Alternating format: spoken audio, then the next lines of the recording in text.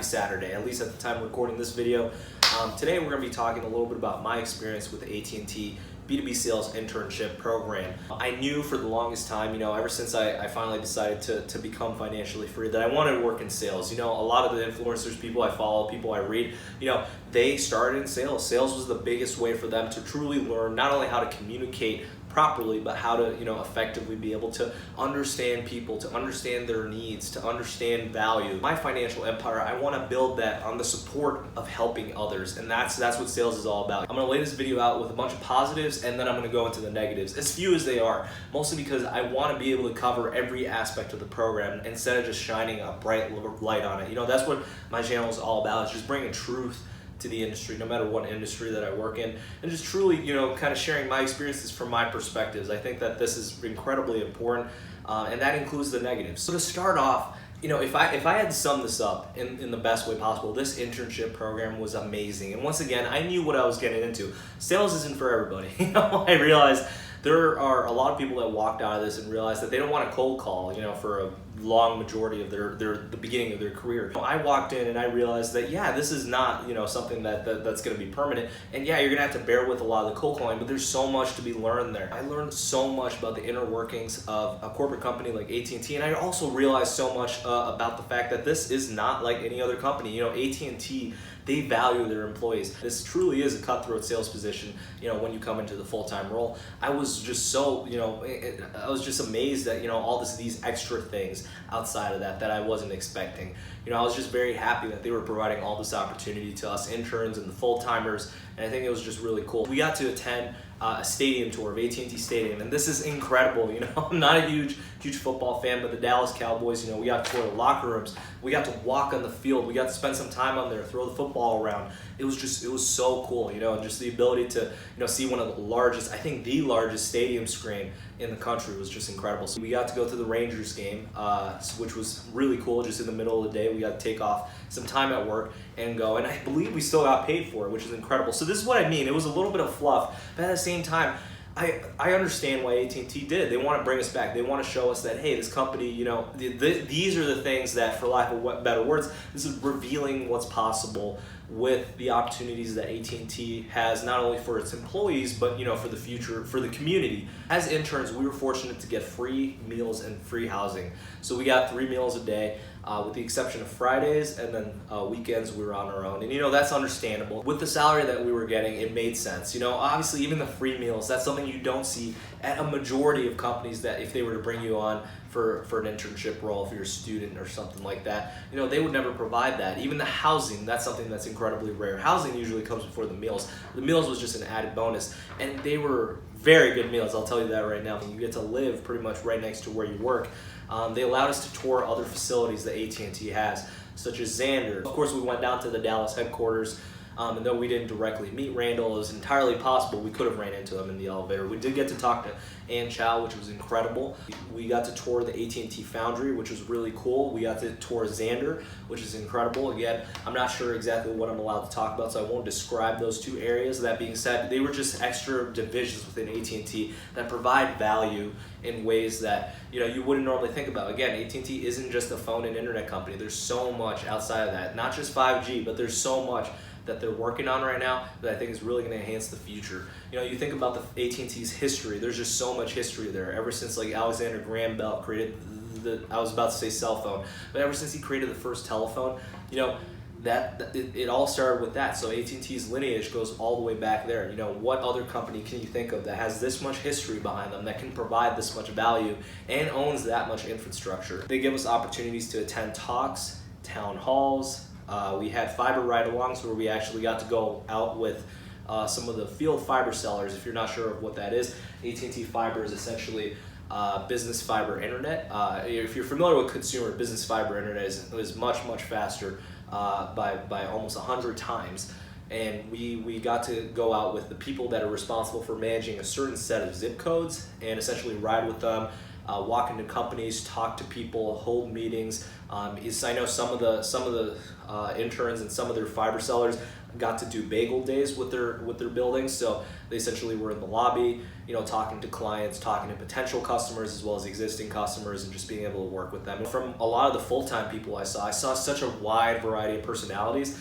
That's something that you don't really see. You often see some of the most extroverted party people whenever you think of corporate, and AT&T certainly had that, but it also had the other side of the coin. You saw people, so many personalities, and I think that interdisciplinary approach, I think, was incredibly important. Definitely a bunch of majors in that company. The amount that I could learn, the amount of variety that they have, and the amount of people I could meet with different backgrounds, I think is just incredible. Finally, they also let us volunteer for Feed My Starving Children, which I know a lot of high schools do that. My own high school, they let us do that pretty often, and that's something that I participated in back then. So it was a really nice callback. Volunteering is always great. In just that 10 weeks alone, it showed us just how much AT&T actually does care about the people that it's serving. It cares about employees being actively engaged. When I was learning a little bit about what the full-time role was like, I was reading that there's a lot more opportunities like that, that there will be a lot more ways to be more philanthropic, to volunteer more, to be able to just give back to society beyond just working at a company. I think that's incredibly important. So now in terms of the sales position itself, I feel like I've been talking about all the fluff provided in the program. Every internship, every company gives you perks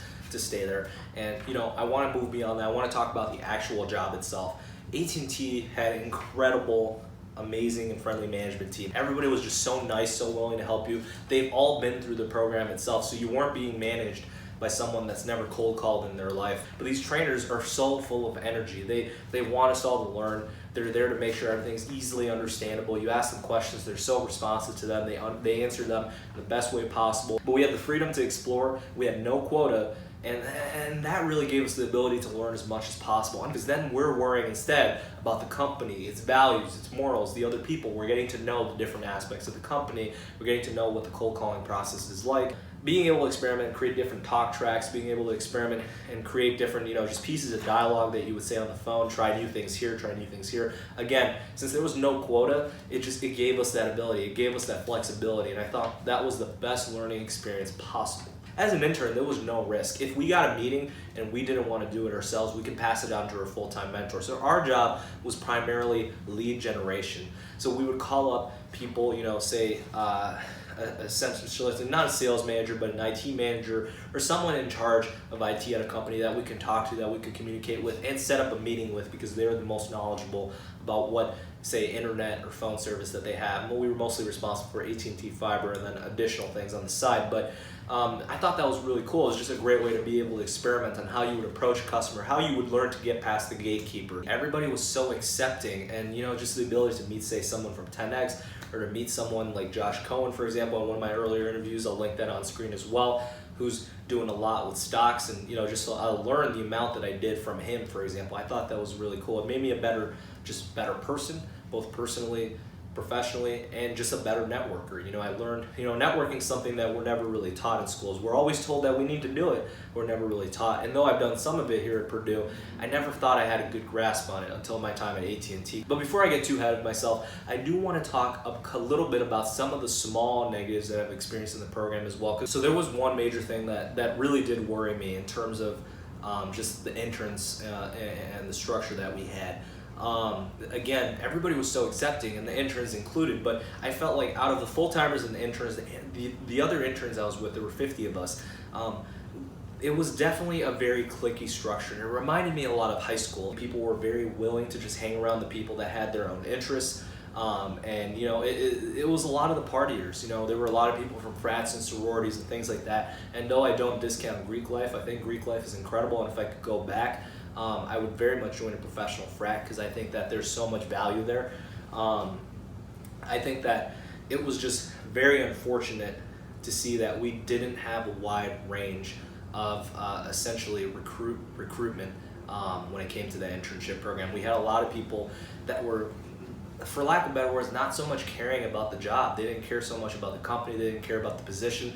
For a lot of these people, AT&T was the last choice, and they just accepted the internship because it was one of their only choices. And unfortunately, that kind of led to a lot of people not really liking the company. They made it a very kind of negative place to kind of walk into. Whenever I was around them, whenever I was around the full-time people, I would always say I had a lot more friends within the full-time group than the interns. And that was mostly because, you know, I consider myself as someone that has a very hard work ethic, and, you know, coming in, you know, I also love to go out and things like that, but there's always a balance. But it felt like I was almost being forced to be super social because everybody was going out, and once again, this is just the interns. Everybody was going out for, say, happy hour, or, you know, staying up till like 1, 2 a.m. partying, or using the pool at times that they weren't supposed to, you know.